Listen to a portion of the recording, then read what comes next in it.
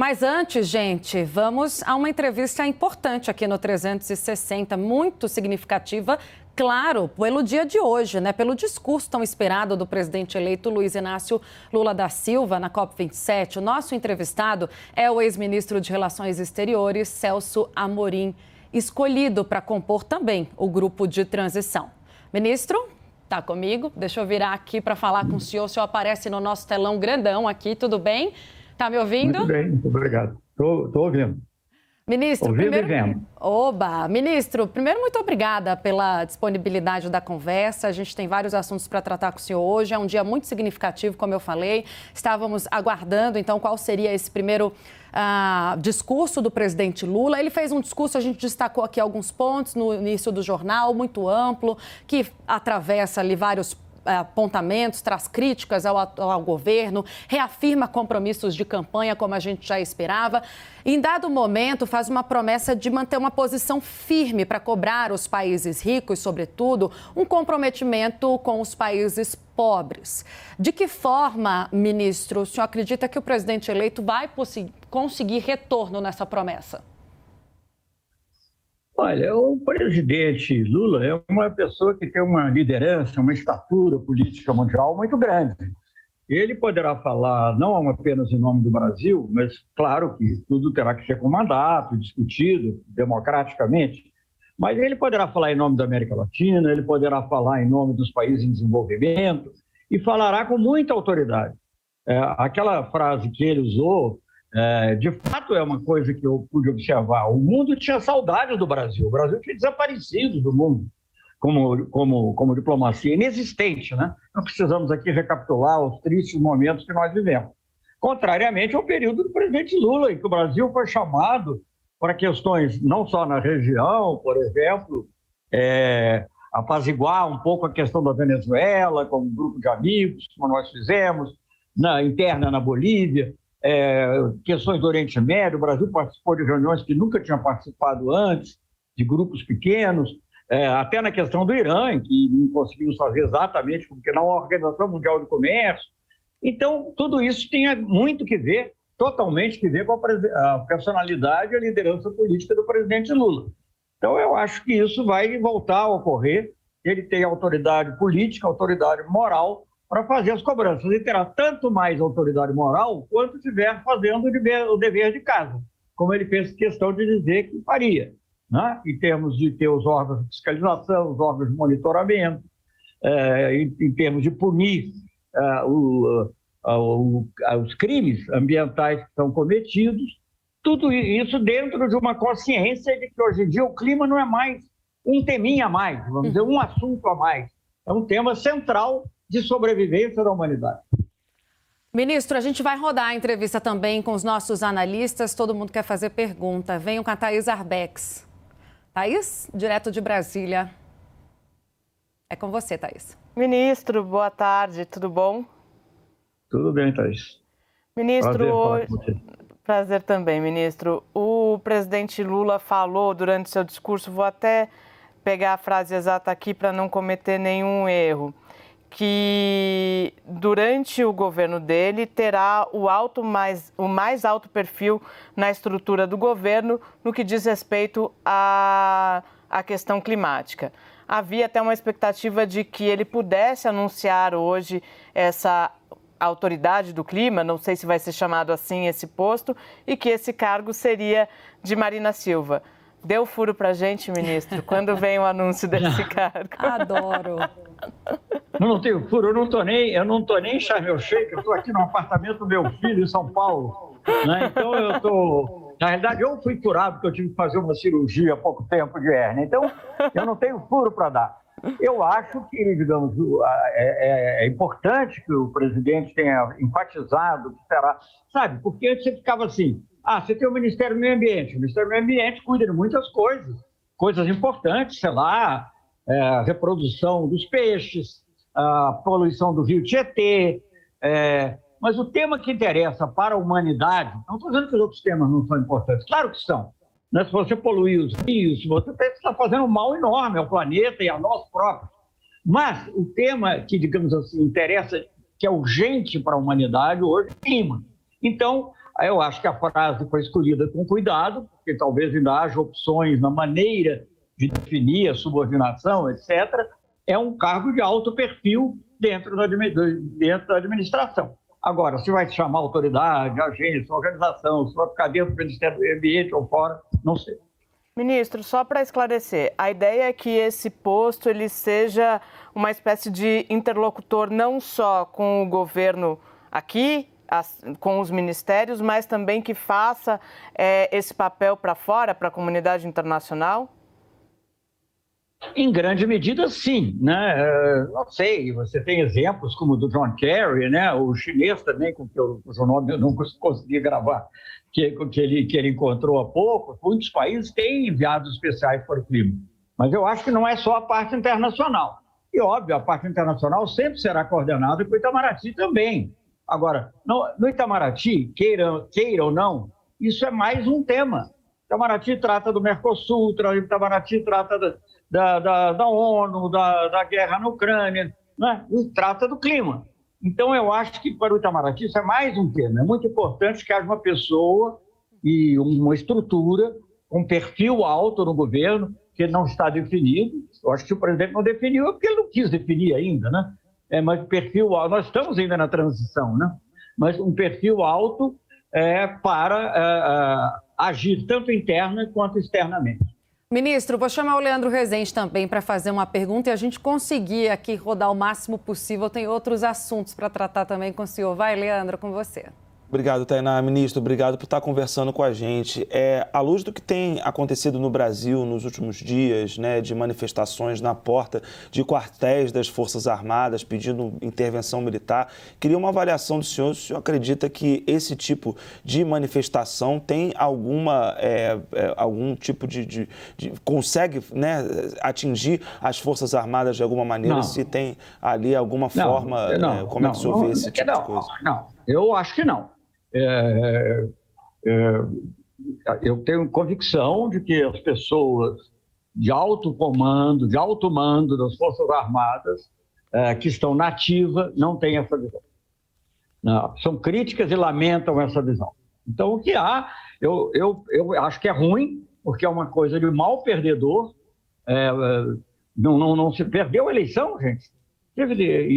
Apesar de inventar o auxílio na última hora, nunca tinha pensado em aumentar a Bolsa Família, na última hora aumentou, fez o que quis e perdeu. Perdeu. Eu não sei o que o presidente, a gente é quase tentado chamar de ex-presidente, mas o presidente Bolsonaro está fazendo, está calado. Agora, eu acho uma coisa de mal perdedor, acho que não, é muito errado dizer que fazer uma alusão a manifestações pacíficas e ordeiras, porque manifestações que pedem golpe militar não são pacíficas e ordeiras por definição.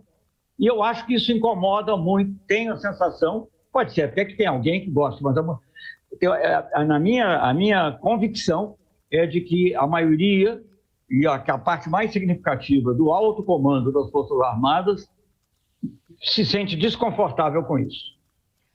Ministro, para a gente também poder rodar em outros assuntos... Além de ser ruim, desculpa só completar. Claro. Além de ser ruim para o mundo, né? Porque isso faz lembrar aquela coisa do Capitólio e tudo é também uma imitação. É triste, muito triste.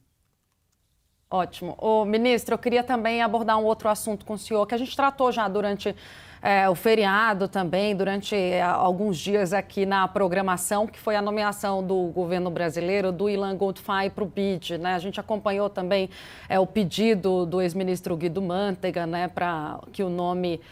para que houvesse, né, fosse postergada, então, essa eleição. E o ex-ministro Henrique Meirelles ontem também, falando sobre esse assunto em Nova York, apoiou que o presidente eleito Lula falasse, né, de forma positiva, apoiasse também o nome de Ilan para a presidência do banco. O presidente, eu não ouvi. O Meirelles. O senhor acredita que o presidente Lula deve fazer essa afirmação, indicar um apoio explícito ao nome de Ilan Goldfein? Olha, deixa eu fazer uma pequena recapitulação. Esse nome foi apresentado dias antes da eleição, ou do segundo turno, já nem lembro mais, mas dias antes, sem nenhuma consulta, né, sem nenhuma discussão, que seria normal em qualquer caso, né, independentemente. Nós não temos necessariamente alergia a pessoas que foram indicadas pelo governo Bolsonaro, por exemplo, o atual secretário-geral da Organização Pan-Americana de Saúde, ele teve, digamos assim, não digo endosso, mas ele teve simpatia da nossa parte. Agora, acontece o seguinte, o BID, eu não sei, eu não acompanhei passo a passo o que o ex-ministro Guido Mantega fez, respeito muito o ministro, mas eu não estou comentando ele, estou falando a minha visão. A minha visão, o que eu acho que é do presidente Lula. O BID saiu muito machucado daquela última eleição, que não foi praticamente uma nomeação forçada daquele norte-americano, Claver Carone, né, ligado lá aos cubanos de Miami, enfim. E era uma pessoa que não só era um norte-americano, uma coisa que nunca aconteceu no BID, que sempre foi latino-americano. Os americanos já mandam muito no BID, porque eles têm 30% dos votos, de qualquer maneira. Não precisam ter o presidente. Mas, enfim, aquilo machucou muito. Então, era para nós, na nosso raciocínio, quando se falou de postergação, o mais importante era encontrar um nome de consenso, sem veto a ninguém, mas sem também sair não acho que é natural que o presidente Lula saia dos seus cuidados para apoiar um candidato que ele em cuja indicação não teve nenhuma participação, não houve nenhum assim, nem sequer queremos um silêncio tácito, não houve. Aliás, silêncio tácito é pleonasmo, desculpe, mas não houve nenhuma tentativa, né, de comunicação sequer. Todas as pessoas têm o nosso telefone. Então, eu acho que cobrar agora um apoio explícito, eu acho que é um pouco... É minha opinião, pode ser que o claro, a gente quer ouvir. Presidente tenha outra. Eu acho que é esperar um pouco demais. Nós temos, pessoalmente, eu, certamente, a maioria não temos nada contra, mas também não temos razão para fazer um empenho, ferir o interesse de aliados outros do Brasil, sabe? Por uma coisa que nem sequer objeto de consulta foi. Tá certo. O Lorival Santana, que é nosso especialista internacional, também vai participar da entrevista. Louri, é contigo. Boa tarde, ministro. Além da questão da Amazônia, há uma preocupação muito grande com relação ao Brasil é sobre a Ucrânia, né? A posição em relação à Ucrânia. Me refiro aos europeus e aos americanos. E nesse governo, no atual governo, em geral se votou condenando a Rússia, mas em alguns casos o Brasil se absteve, né? E queria saber do senhor se o senhor acha que haverá uma mudança na posição do Brasil, considerando que pela tradição brasileira o Itamaraty se coloca contra a violação da soberania de outro país, que é o que está em tela, né? A Rússia invadiu a Ucrânia e a Ucrânia não invadiu e não atacou a Rússia. Olha, Lorival, deixa eu lhe dizer, não é o Brasil que diz isso, é o direito internacional. E nós apoiamos o direito internacional. O Brasil condena o uso da força e condena a violação do princípio da integridade territorial dos Estados. Isso não é dúvida.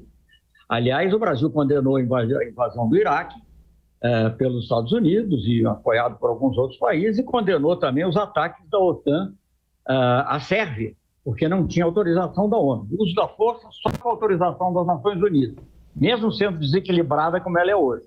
A gente quer reformar, você sabe disso. Então, eu acho que essas posições são básicas. Agora, eu acho que hoje, e essa é a diferença que o presidente Lula pode fazer, não é tanto saber condenar, isso é o passado. É o passado. Agora, como é que você vai ter a paz? O que interessa é você voltar à paz. A guerra é muito perigosa. Você acabou de ver uma coisa que nem ficou confirmado, que eram foguetes russos, aparentemente era a bateria antiaérea da Ucrânia, mas durante um momento parecia que eram foguetes russos. Isso podia desencadear um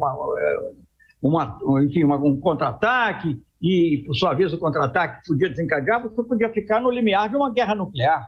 Então, a paz é urgente. Eu acho que a estratégia aliás, não é opinião só minha, não. É a opinião do chefe do Estado-Maior das Forças Armadas dos Estados Unidos. É urgente você buscar uma negociação. Não é o famoso appeasement, né? O apaziguamento de dar tudo para... Não, mas você tem que encontrar uma solução que, digamos, leve em conta interesses legítimos dos países. Qual vai ser essa solução? Não sei. Mas você só pode ter essa solução se os países sentarem para negociar. E não é só o Zelensky com Putin. porque isso é uma coisa que interessa ao mundo inteiro. Então tem que ter Estados Unidos, tem que ter China, tem que ter outros países que possam colaborar da Europa. E se no meio desse processo todo o Brasil também puder ajudar, o presidente Lula não se frustrar, como um dos atores. Obviamente não é ela que é para ir lá para resolver. Mas, às vezes, um país... Eu vou lhe contar um episódio que não foi nem no governo Lula. Eu estava de férias na Grécia, tinha esse direito, né? E me ligou o presidente do Conselho de Segurança, que é um japonês, Isashi Wada, embaixador do Japão, e disse assim: Celso, você tem que voltar para cá, porque era um problema na antiga Iugoslávia, também na Europa, e o Brasil é o único país que a Rússia e os Estados Unidos aceitam. Então, sabe, nós temos esse potencial. Ele foi muito aumentado no governo Lula, com tudo que a gente participou. Algumas coisas deram certo, outras não deram certo no curto prazo, mas acabaram dando no longo prazo, como foi a questão do Irã, do programa nuclear iraniano. Eu acho que ele não se furtará. Agora, claro que a gente sabe que não está nas nossas mãos resolver tudo. Agora, sim, é urgente dialogar, é urgente negociar. Essa é a nossa posição, é muito parecida com a do Papa Francisco também. Thaís Arbex, nossa analista de política, tem mais uma. E aí eu concluo em seguida. Thaís. Ministro, vou voltar rapidamente na questão do BID. Só porque a eleição é domingo, dia 20, e tudo ficou como estava, né? A candidatura do Ilan permaneceu.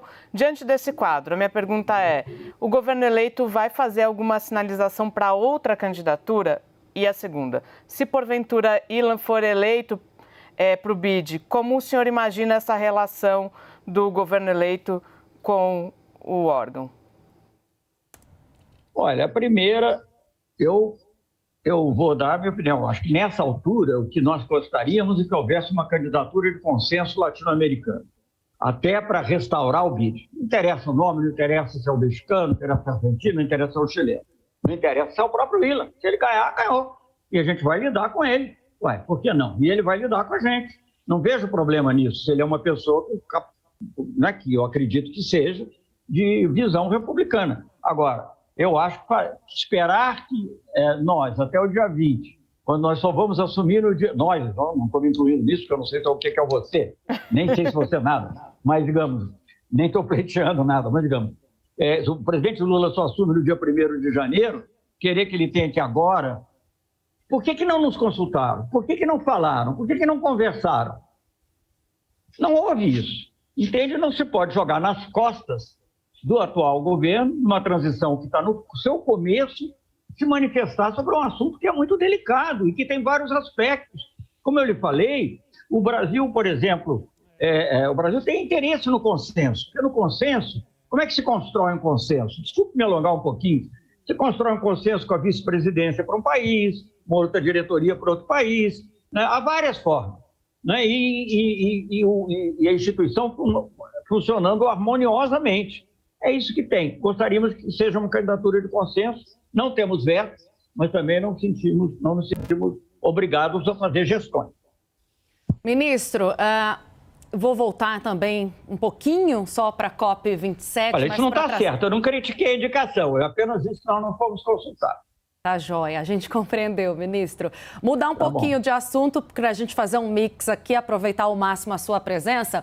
Voltar um pouquinho para a COP27, mas para chamar a atenção para um personagem que também está lá. É um momento, como o senhor falou, de transição e de muita especulação. Vocês estão acostumados com isso, a gente realmente fica buscando todas as informações necessárias para entender um pouco, com um pouco mais de brevidade, como é que vai ser o próximo governo, naturalmente. Não é, ministro? Agora, Fernando Haddad, que concorreu ao governo de São Paulo, perdeu, está lá, foi convidado pelo Lula, foi um gesto importante. Estamos acompanhando também a presença dele ao lado do presidente eleito na COP27. Ele está sendo cotado também, como vários outros, para o Ministério das Relações Exteriores. A minha pergunta é se, pela sua experiência, a sua opinião, cabe um político à frente do Itamaraty?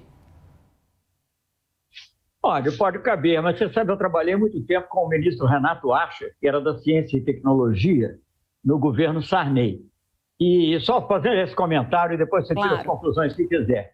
E o Acher era muito ligado ao Ulisses Guimarães. E o Ulisses, assim, olha, ele citou o nome de um país, eu não vou citar, mas assim, o Itamaraty dá muito voto, citou o nome de um país distante e pequeno. Então, eu acho que para quem tem uma carreira política, que ainda pode desenvolver, eu acho que Itamaraty é um órgão de Estado. Nós tivemos excelentes ministros que eram políticos. Santiago Dantas, que só foi ministro durante 8 meses, marcou o Itamaraty de maneira notável. Até no período, em outros períodos, você teve ministros de fora. Então, eu não vejo que necessariamente você tenha que excluir. Agora, que eu acho também que nós estamos num momento, até porque o Itamaraty foi muito ferido na administração Bolsonaro, principalmente na primeira parte, que eu esqueci até o nome, do olavista, o Araújo. Ernesto Araújo. Muito ferido. Ernesto Araújo. O Itamaraty foi muito ferido. Pessoas se comportaram de maneira indevida com relação a muitas questões. Basta ver onde foram parar os ministros. Nunca aconteceu isso. Você pega depois do golpe de 64, o Araújo Castro foi mandado para Atenas, que pelo menos era um lugar, se não podia não ser crucial para o Brasil naquela época, era um lugar respeitado. Vê para onde foram mandados os ministros dos governos, dos últimos governos. Isso é só um exemplo. Muitas outras pessoas foram colocadas indevidamente no corredor, muitas pessoas de alto valor que estão longe de ser petistas. Eu conheço eles, são pessoas de bom caráter, foram encostados, tiveram que ir para outros ministérios, um foi ser assessor internacional do Estado Amazônico, o outro foi para um tribunal, né? Então é preciso curar o Itamaraty. E para isso, realmente, uma pessoa, talvez, de dentro, possa fazer. Eu acho que, você sabe que eu sou muito, sempre apoiei muitas mulheres no Itamaraty, a primeira embaixadora na ONU, a primeira embaixadora em Genebra, a primeira embaixadora em Paris, a primeira embaixadora na Unesco, tudo foi na nossa, no Lula, na gestão. Mas não é necessário que seja assim, desde que tenha também mulheres em posições importantes no Itamaraty. Quer dizer, não é necessário que a mulher seja a ministra. Pode ser, pode não ser. Então, eu acho que nós... Mas isso é opinião minha, eu não estou dizendo o que vai acontecer. Eu estou dizendo que, na minha opinião, o Itamaraty precisa de curativos que uma pessoa que conhece bem a casa pode... Não sou eu, de cara, estou dizendo isso, não sou eu para não pensar uma coisa errada, mas uma pessoa que conhece bem a casa e que sabe aonde que estão as feridas que realmente podem levar a uma infecção grave. Tá bom. Tem que ser uma pessoa que saiba isso. Beleza. A gente agradece demais, ministro, o tempo que o senhor dedicou aqui para a nossa entrevista também, a educação, a gentileza dessa conversa. Podemos passear por vários assuntos. Muito obrigada. Até uma próxima. Está convidado a voltar, tá bom? Ministro ou não? Se for ministro, ótimo, melhor ainda. Deixa para dar o furo aqui. Tá bom, estou sempre à disposição. Mas não sou bom de furo, viu? Que isso. E boa recuperação, tá? Para o senhor. Tá bom. Tchau, tchau. Tá bom, obrigado. Tchau, tchau.